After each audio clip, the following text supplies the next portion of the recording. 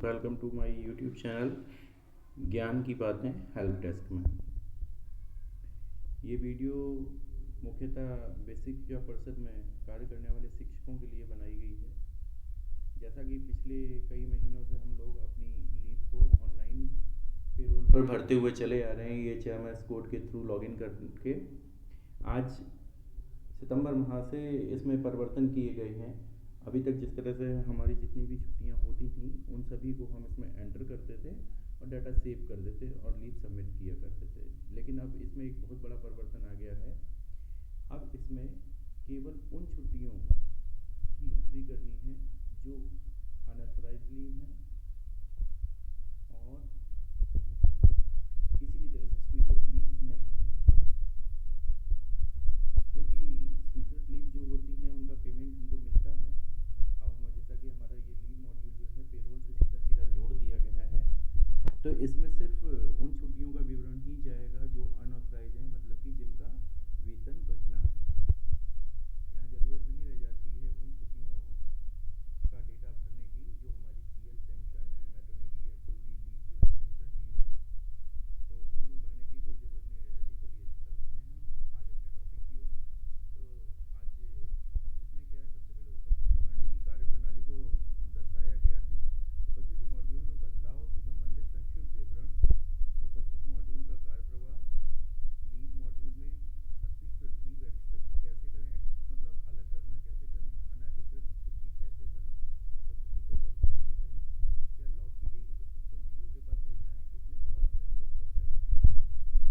उपस्थिति उप मॉड्यूल में बदलाव से संबंधित संक्षिप्त प्रोसेस, मानव क्षमता के पेरोल मॉड्यूल पर उपस्थित उप मॉड्यूल अटेंडेंस सब मॉड्यूल का उपयोग करते हुए अभी तक आप सबने छुट्टियों से संबंधित डाटा भरा है, परंतु आप सबके द्वारा प्रति माह उन छुट्टियों का डाटा भी भरा जाता रहा है जो संबंधित माह में स्वीकृत हैं।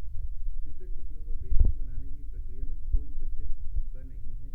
जिन छुट्टियों का प्रत्यक्ष भूमिका होती है वो हैं अस्वीकृत छुट्टियां अथवा अनधिकृत छुट्टियां।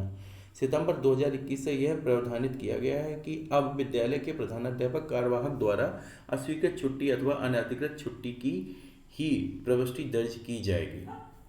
जैसा कि मैंने बताया था कि परोक्ष रूप से अब ज़रूरत नहीं है जो आपकी सैंक्शन लीव है उसकी भी एंट्री आप लोग करें, क्योंकि उसका वेतन हम लोग को मिलता है।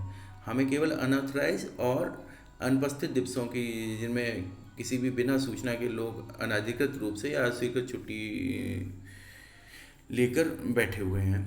उपस्थिति उप मॉड्यूल में बदलाव से संबंधित संक्षिप्त परिचय, यह भी प्रावधानित किया गया कि जितना भी अस्वीकृत छुट्टियों की प्रविष्टियां हैं वो सभी प्रविष्टियां लीव मॉड्यूल से एक्सट्रैक्ट करके अटेंडेंस उप मॉड्यूल में सेव की जाएंगी। अनधिकृत छुट्टी की प्रविष्टियां पूर्व की भांति ही भरी जाएंगी। कोई भी कठिनाई नहीं है, जैसा कि पहले आता जा रहा है, बस केवल उसका रूप बदल गया है। जो पहले छुट्टियां हम लोग लेते थे, हमारी स्वीकृत होती थी, उनको नहीं भरना है। उसके अलावा अनऑथराइज और अनधिकृत छुट्टियां, जिसको बार बार दोहराया जा रहा है, उनकी ही एंट्री करनी है। उपस्थिति मॉड्यूल का कार्यप्रवाह 3 स्टेप में होगा। First, extract leave detail from leave module, view and save extracted leave data. Second step होगा एड अनऑथराइज एब्सेंस। थर्ड होगा व्यू फिल्ड अटेंडेंस और लॉग फिल्ड अटेंडेंस डाटा। पहले में क्या करेंगे, हम लोग एक्सट्रैक्ट करेंगे लीव को अलग से और फिर उसको देखेंगे सही भरा है, उसको सेव कर लेंगे। उसके बाद अनऑथराइज छुट्टियों को भरेंगे।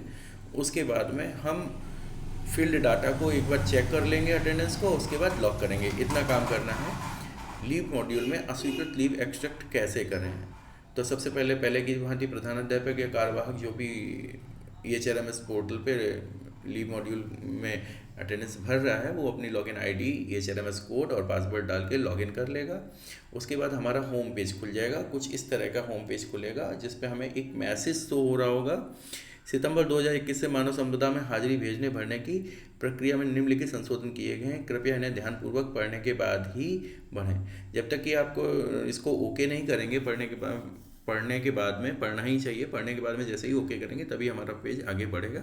तो इसमें क्या क्या दिया गया है, मुख्य रूप से दिया गया है माह की अटेंडेंस में अब विद्यालय स्तर से अस्वीकृत छुट्टियों की जानकारी व अनधिकृत रूप से अनुपस्थित शिक्षकों का विवरण ही भेजा जाएगा। स्वीकृत छुट्टी की जानकारी नहीं भेजी जाएगी। बार बार बोला जा रहा है कि स्वीकृत छुट्टियों की जानकारी नहीं भेजी जाएगी। किसी भी तरह की स्वीकृत छुट्टी है जो किसी भी तरह से पास की गई सैंक्शन लीव है उसको आप नहीं भरेंगे। नंबर 2, अस्वीकृत छुट्टी का विवरण भरने की बजाय अटेंडेंस ऑप्शन के तहत मानव संपदा के लीव मॉड्यूल में दर्ज छुट्टियों की जानकारी को सेव किया जाएगा। अस्वीकृत छुट्टी के विवरण के अतिरिक्त विद्यालय से बिना सूचना के अनाधिकृत रूप से अनुपस्थित शिक्षकों का विवरण अटेंडेंस मॉड्यूल के तहत ऐड अनऑथराइज एब्सेंटीज, देख लीजिए, ऐड अनऑथराइज एब्सेंटीज ऑप्शन में केवल उन शिक्षकों का विवरण जाएगा वो जो बिना किसी कारण के, बिना किसी तरह से बताए हुए कई दिनों से अनुपस्थित बने हुए हैं।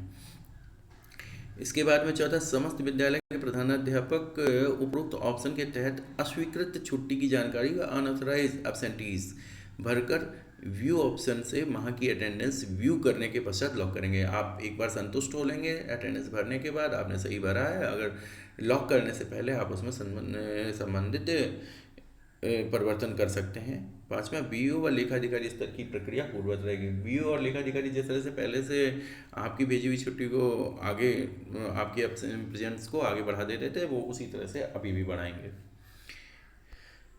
उसके बाद इस आवश्यक सूचनाओं को ध्यान से पढ़ें और ये मतलब जो भी सूचना दी गई ध्यान से पढ़ने के बाद में आप ओके का बटन दबाएंगे। वैसे ही आप अगले पेज पे जाएंगे। यहाँ पे 3 स्टेप में आपकी कार्रवाई होगी। Extracted pending leave number 1, number 2 add unauthorised absence, number 3 view and lock attendance. ये प्रक्रिया होगी।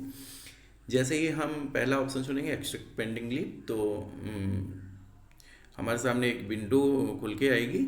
इस विंडो में आपका ड्यूरेशन पूछा जाएगा, किस डेट से किस डेट की ड्यूरेशन है। आप उसको सबमिट करेंगे, भरा हुआ आएगा, या नहीं आ रहा है तो आप भर लेंगे।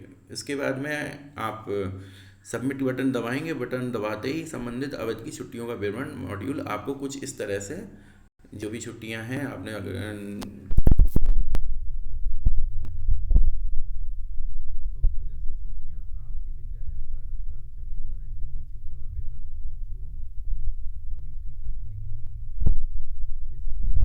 टीचर ने मान लीजिए एक छुट्टी ली है और किसी कारणवश आपने उसको स्वीकृत नहीं कर पाया है, तो अगर आपको लगता है कि छुट्टी स्वीकृत हो सकती है तो आप यहाँ से पुनः वापस जाएंगे लीव मॉड्यूल में पेंडिंग लीव रिक्वेस्ट में। वहाँ से आप उस छुट्टी को अप्रूव कर देंगे। अगर आपको लगता है कि हाँ छुट्टी वैध थी, आपको सूचना टाइम पे दी गई थी, आप छुट्टी को अप्रूव कर सकते हैं, तो आप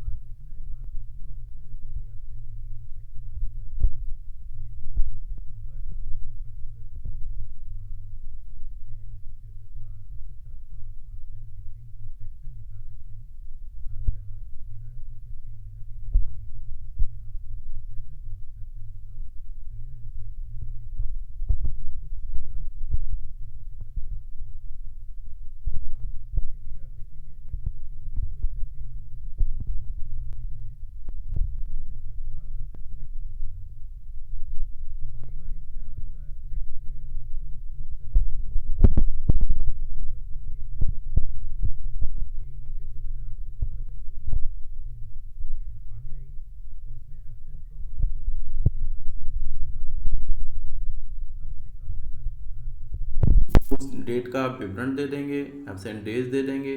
अब ये स्टेटस है, मतलब आपने छुट्टी ऑथराइज नहीं की है, सैंक्शन नहीं की है, तो अनऑथराइज लीव और जिस तरह का सबमिट कर देंगे। उसके बाद में जैसे ही सबमिट करेंगे तो इस तरह की विंडो आएगी जिसमें लिखा होगा सक्सेसफुली सेव्ड। अब अगला है उपस्थिति को लॉक कैसे करें। उपस्थिति को लॉक करने के लिए उपस्थिति में होम पेज पर view and lock attendance button को दबाएं। इस बटन को दबाते ही आपको व्यू पेज खुलेगा जिस पर आपके द्वारा एक्सट्रैक्ट की गई अस्वीकृत छुट्टी का विवरण आपके द्वारा जो भरा गया है वो शो होगा, वो दिखाई पड़ेगा। कर्मचारियों की सूची भी होगी जिसमें कोई भी छुट्टी अस्वीकृत नहीं है, जिनकी छुट्टी स्वीकृत नहीं है। इस तरह से प्रविष्टियों को अच्छे से जांच करने के उपरांत नीचे दिए गए विवरण, यहाँ पर आपके सभी कर्मचारियों का विवरण शो करेगा। जैसे कि इसमें नंबर 1 है नीतू झा, जिनका इसमें शो कर रहा है कि 1 तारीख से लेकर 3 तारीख तक इन्होंने लीव ली हुई है। इनका रीजन नहीं पता है, अनऑथराइज लीव है, मतलब ये सैंक्शन नहीं है। उसी टाइम में कोई इंस्पेक्शन भी हुआ था जिसकी वजह से ये अब्सेंट ड्यूरिंग इंस्पेक्शन थी। आपने कमेंट डाला, रिमार्क्स डाला, वो लास्ट में शो करेगा। जैसे कि इसमें दूसरा एम्प्लॉई है, तो दूसरे एम्प्लॉई का ड्यूरेशन में कोई भी लीव नहीं है। अगर उसने कोई लीव ली है तो कैजुअल लीव या कुछ भी है तो उसका यहाँ ऑल डेज प्रेजेंट ही शो होगा। तीसरा एम्प्लॉई इसमें है जिसमें लीव दिखाई गई है इनकी 21 अगस्त से 15 सितंबर तक। Number of leaves 1 casual leave non sanction, इन्होंने सीएल ली है लेकिन ये नॉन सैंक्शन है, सैंक्शन नहीं है लीव, तो ये यहाँ पे शो करेगी। इसके बाद में आप जब इस डेटा को देख लेंगे, जब बिल्कुल डेटा सही है तो इसको लॉक करेंगे। लॉक जैसे ही आप लॉक करेंगे आपसे एक बार फिर से मैसेज पूछेगा कि आप श्योर हैं डाटा को लॉक करने के लिए, आप इसको लॉक कर देंगे। इसके बाद में तुरंत मैसेज आएगा सक्सेसफुली लॉक 4